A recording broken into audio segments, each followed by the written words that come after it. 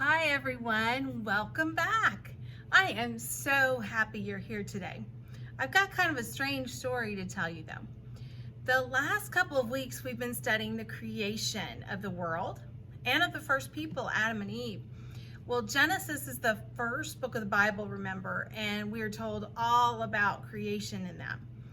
Exodus is only the second book of the Bible, but soon lots of people already lived on the earth, but many of them were already causing some problems, not just Adam and Eve when they sinned. Do you remember this summer how we studied the life of Joseph? How his brothers almost killed him, but instead they sold him into slavery. But God had a special plan for Joseph though. Joseph ended up saving his brothers and his father and all of the Egyptian people from the famine. And so we start reading in Exodus chapter 1, and we find out that Joseph dies eventually, and his brothers do. And a new Pharaoh was in charge soon after that, and he didn't know about Joseph at all, but he was just horrible. He decided that the Hebrews should work as slaves. Remember, they had come during the famine to get food in Egypt.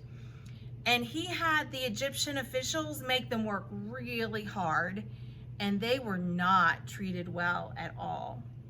Remember, the Hebrew people, though, were God's people. They loved God, and they tried to follow God's rules.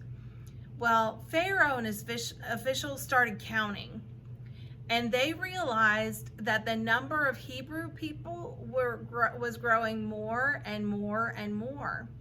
They were having babies, and those babies were growing up.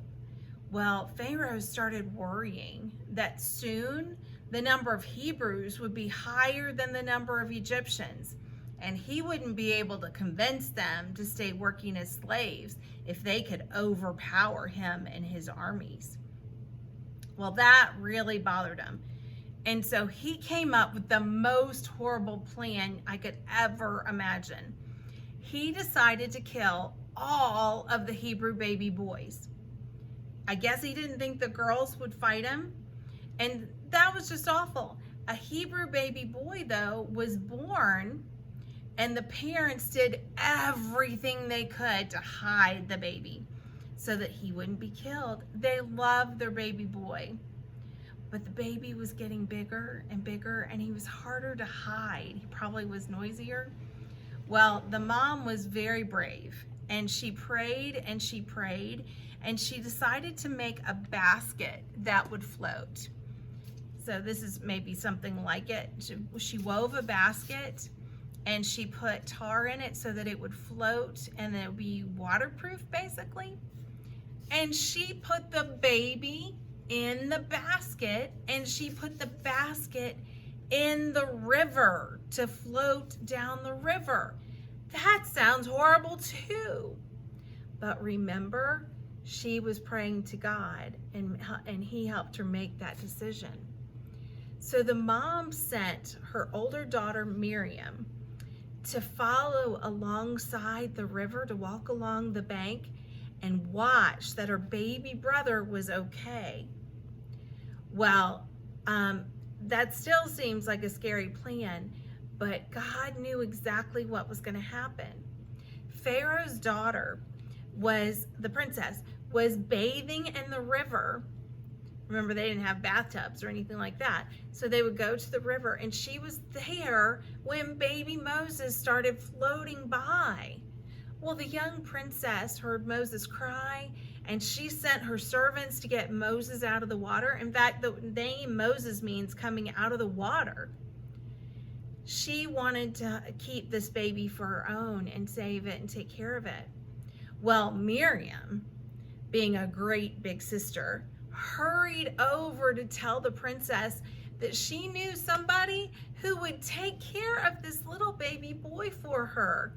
Can you believe this?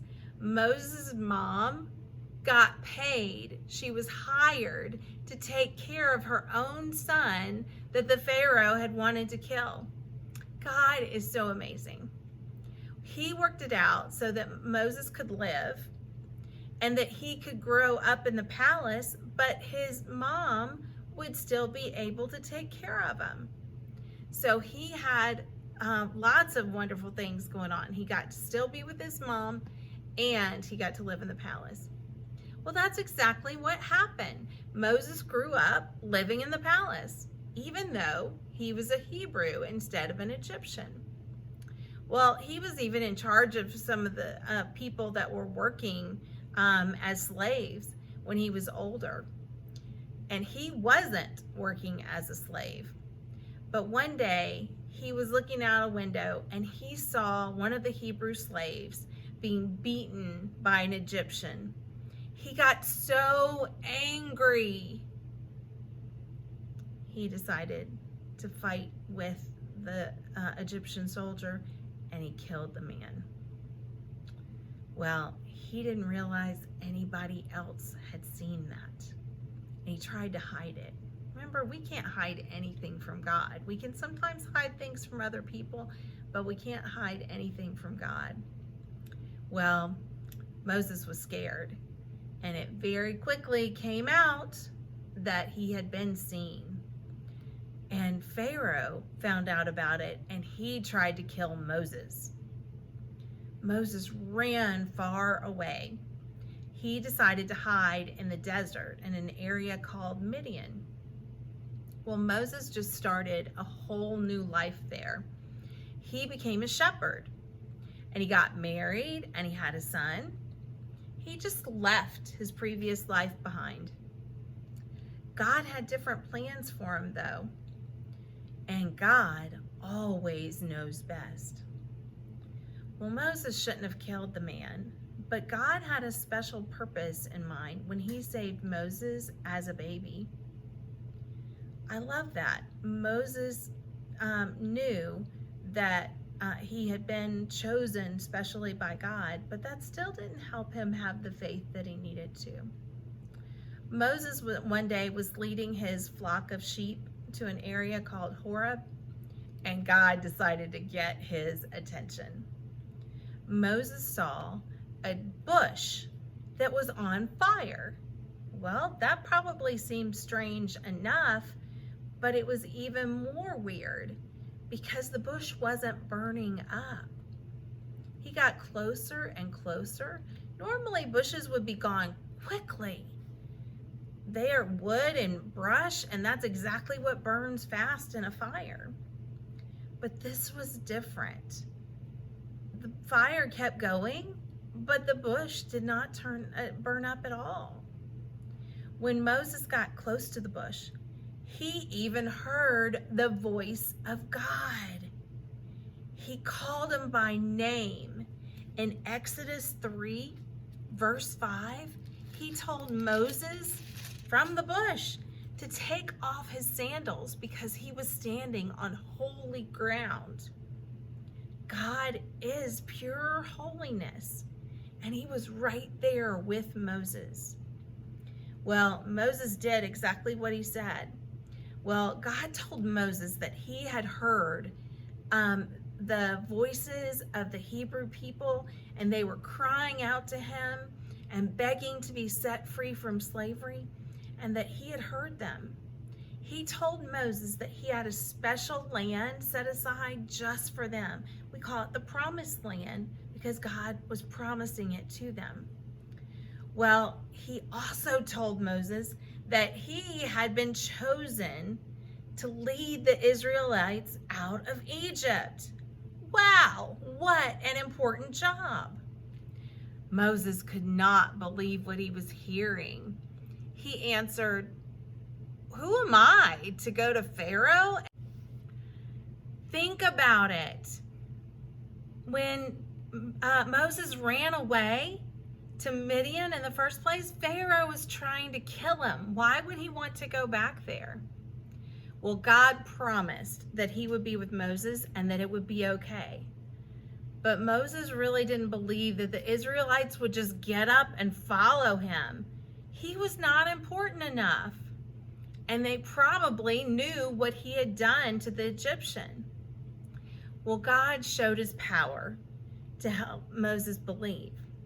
this is not my favorite part.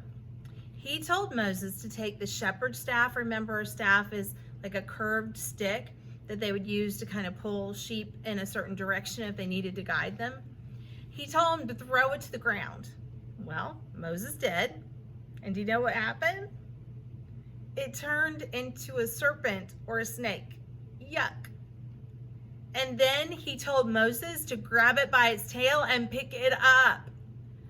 I think I would just pass out then, if I hadn't already after watching the burning bush. Well, Moses grabbed up the serpent's tail, and it turned right back into a staff. Time to go buy a new staff at Walmart, right? Well, Moses was still having trouble believing, even after all that. Come on, a burning bush, a staff that turns into a snake, and then back to a staff. What more could he need to see?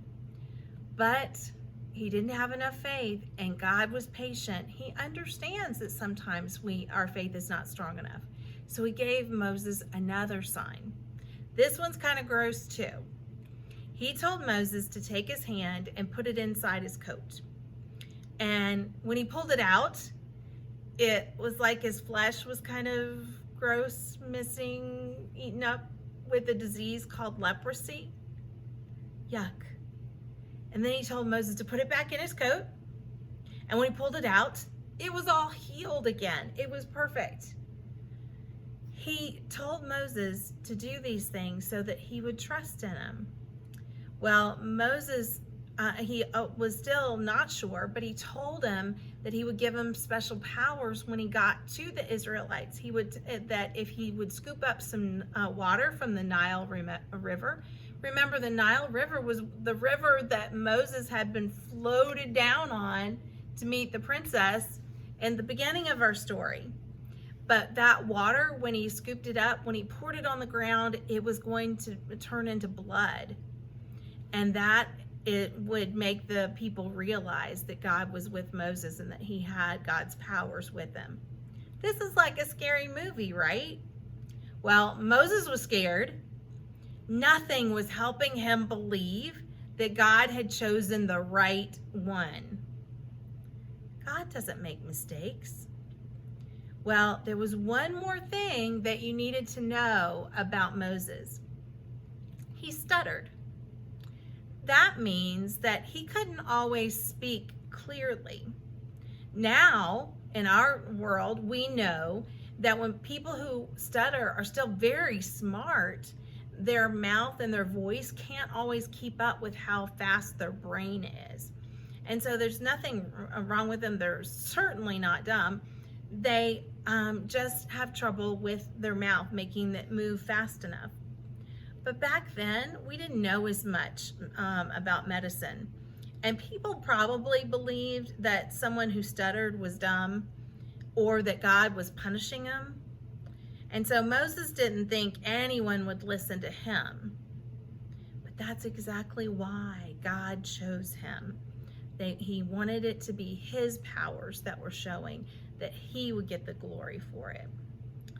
Well, the Bible tells us that God was beginning to get angry at Moses because he wouldn't believe. And so when Moses asked one more time to see if anybody else could do it, Moses was told by God that he would allow Aaron, his brother, to join him and do the speaking for him. But there is always a consequence when we don't follow God's law and God's instructions at the very first time. Remember, we've talked about that many times, that obedience means you do it immediately. And God was very patient with Moses, but Moses still was not believing that God had the power to do what he was saying he was going to do. Well, you're going to have to wait a couple of weeks to find out what that consequence was, unless you read ahead in Exodus. Well, I hope you think about what we talked about this week. God has a special purpose for you and for me, for all of us. He wants to show us what that special purpose is. learn it by praying and studying His Word.